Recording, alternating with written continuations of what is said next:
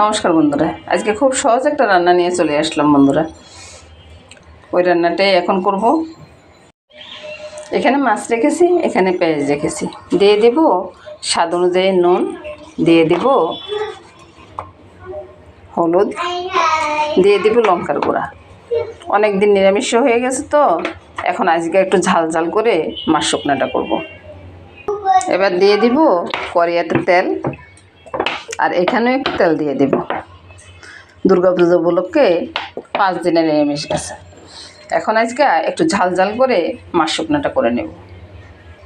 এবার আমি বন্ধুরা ভালোভাবে মেখে নেব, যতটা পারি ততটাই মাখাবো। মাছটা মাখানো হয়ে গেছে, তেলটা গরম হয়ে গেছে, এবার তেলে তেল দেব।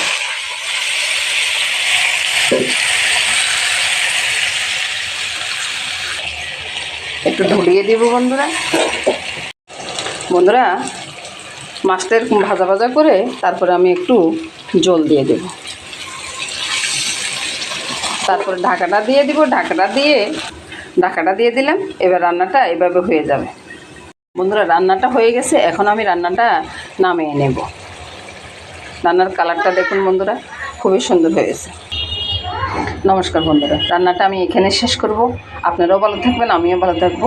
বন্ধুরা আমি পিঠা করতে গেলে আমার মামনি রান্না করতে, আমি এখানে শেষ করলাম।